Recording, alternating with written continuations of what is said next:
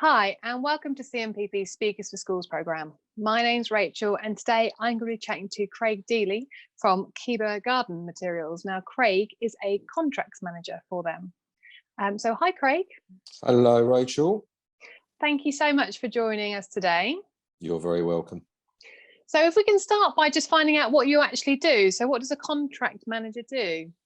So basically, I deal with contracts from start to finish. So I'll go out and make the initial site visit when a customer gets in touch with Kebur to have their landscape project undertaken. So I'll go out, undertake the initial meeting, measure up, do some drawings if need be, and then I'll come up with the price, the quote for the customer, and then send that through. Once that's accepted, if it's accepted, I will then take over the project effectively as a project manager. So I will make sure that things are running smoothly, we're not running over on materials or time, etc. The health and safety aspects of the project, it all becomes mine. So I oversee the project from start to completion, basically. And these are projects on sort of garden projects. So are these big outdoor projects or small garden projects, or a bit of everything? It's a bit of everything. We range from sort of projects from £500 to £40,000. You know, it's from a 2-day project to a 4 to 5 week project. You know, that's what I like about it. It's so varied. You know, you're meeting so many people all the time. So it's great. Yeah, it's good. And how did you get to this position today? So sort of going back to when you left school, is this something you always wanted to be into, or what's your career story? Well, I always liked being outdoors, but strangely, the early part of my career, I found myself running pubs. So I was a licensee. After a very short spell of landscaping as a labourer when I first left school, I then went into a big leisure complex, and I worked there from the age of 15 to 18, something like that. So I obviously started part-time while I was at school, and then from there I sort of fell into the licensee trade, and I was running pubs up until I was probably early to mid-20s. Being indoors, it wasn't for me really, although I put up with it for quite a long time. I run a very varied amount of pubs, but then I was moving. So I come from East London to Essex, and then from Essex, I found myself in Surrey running pubs, and it was here I settled really. But I come out of the pub trade and I started working for a local landscape design and build company, and I was with them for quite a few years until I decided to go self-employed. And then I went self-employed, started my own company called Garden Sculpt, and I ran that quite successfully for 12 years. And I'd always used Kebur as my material supplier.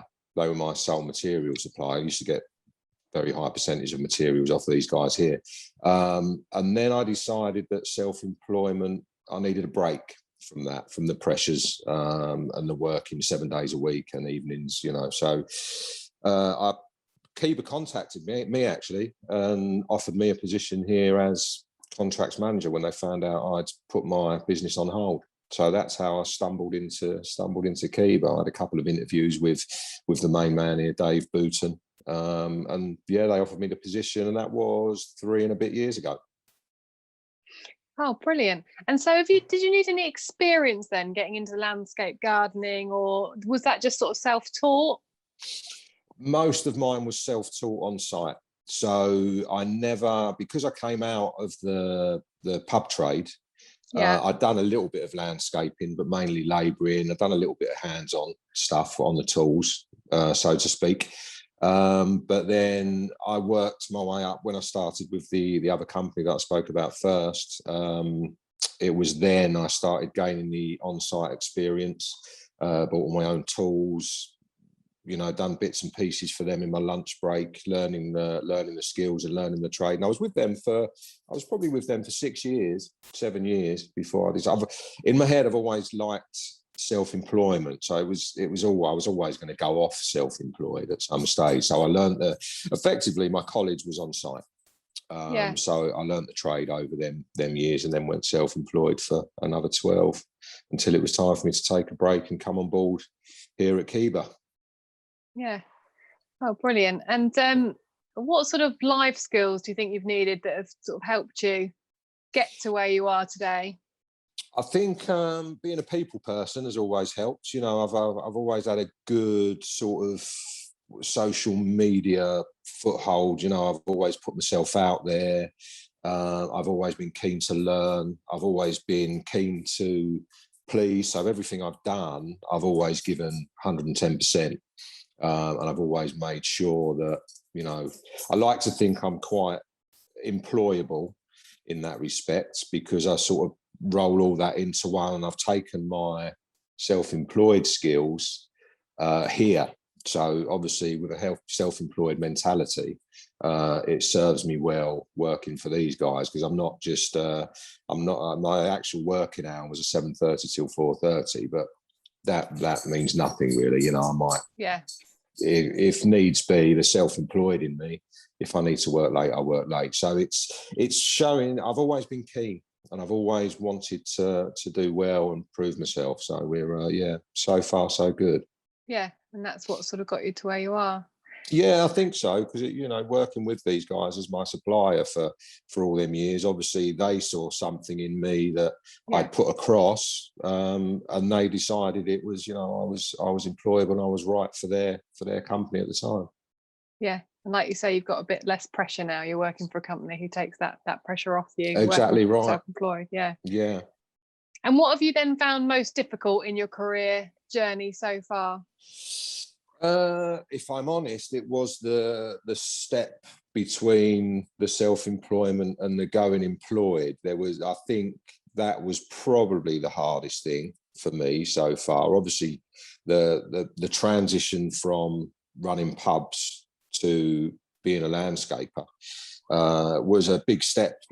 They're so far apart, and making that transition to self-employed. And the self-employment, it's highly pressured. It's hard work. It's very hard work, very enjoyable, and the rewards are there if you work hard. But I think, the hardest thing has been the transitions between almost career change. But the hardest point was actually making that decision to come out of self-employment and going full-time on the books. Yeah, tough decision to make, I guess, because you go from being your own boss to having to have a boss and sort of being told what to do effectively, I guess. Well, yeah, I mean, I've got a few bosses here at Kebur. I won't mind me saying, my main boss is David, who started the landscape division 10 plus years ago. Kebur's been here for 60 plus years, over 64 years. It started as a small family run company to what it is now.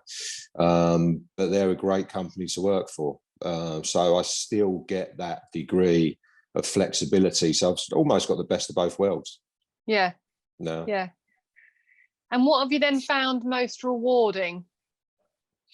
Well, we've now, I started with Kebur, and they were, they're still growing really, as the landscape division effectively is still growing. But over the last 3 years, we've been members of an association called the APL, the Association of Professional Landscapers. And for the last 3 years, we've been building gardens for those guys at Hampton Court Garden Festival. Wow. Yeah, so we've obviously last year we missed out because of COVID, but this year in June we're back over there building a garden for them, and that'll be judged. So going out there, it's a mad 3 weeks. You get 2 to 3 weeks to build these gardens, and it's chaos for those few weeks. But your early starts. I'm leaving my house at 6. I'm getting home at 8:30, 9 o'clock in the evening.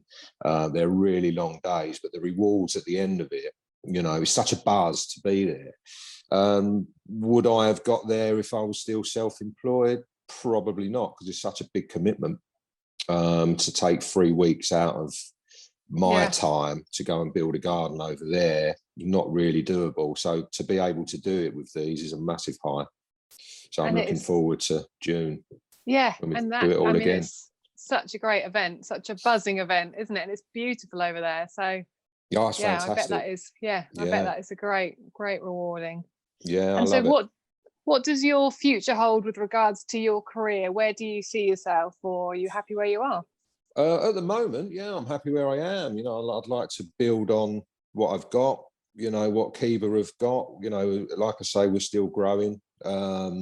We'll carry on building gardens at Hampton Court as long as they let us. We actually sponsor the build. We supply the material. So at the moment, you know, I think career-wise, I'm sort of where I see myself being, but I'll work on personal development.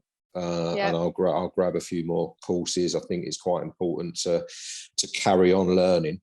So I'll do a few more courses over the next few years and just see where it takes me. You know, I think the last year or so has proved that nothing's certain. You know, things can change at the drop of a hat. So is my career here forever? Who knows? I hope so, but we'll just see where life takes me, really. And would you have done anything differently if you could go back and speak to your 14-year-old self? Do you think you would have done anything different or given yourself any other tips or advice? I think for me it would probably be have clearer goals. Try and know early on what it is you want to do. You might not necessarily end up doing it forever, but if you've chosen something, I never chose running pubs. I never chose landscaping particularly. My childhood dream was actually to join the fire brigade. You know, I tried 5 times to get into the fire brigade, but back then when I was trying, it was such a sought after job. Everyone was trying to get into the fire brigade. You know, for one job there was 3,000 applicants back in the day. So unfortunately I never got in, but things happen for a reason. But you know, I think if you can focus on what it is you want from life and really go for it, there's nothing stopping you. But don't let other people turn your head. It has to be right. It has to be right for you. You know, just carry on, and mistakes are going to happen as time goes on, but it's learning from those mistakes and just staying focused and you know, just get up, dust yourself off and get on with it. Excellent, thank you. Some great advice there. And any final bits of advice? I mean, I think you've probably said it all there, but any final bits of advice that you'd sort of give to any school age students making their choices? Yeah, I think the key one these days is don't be too focused on finance and wealth. You know, always put happiness first. Chase your dreams and, you know, aim high, but it's not all about money. You know, you've got to be happy. And if the position you're in and the job you're in is not making you happy, then try and work out what it is that is going to make you happy, and just go for that first. And if you're happy, you know, the financial side of things will develop. If you're happy at work, you're going to do well. You're going to do well. Try hard. You know, try hard now. Get them exams. Focus on that, and then see where it all takes you. No, thank you. That is so true. You've got to be happy in life, isn't it? Absolutely. I think so. Yeah, fantastic. I think you've got to put that at the forefront, really. Yeah. No, great. That is a great bit of advice. No, thank you so much, Craig, for your time You're welcome. today. It's been brilliant. Thank you. Not a problem at all. Thank you.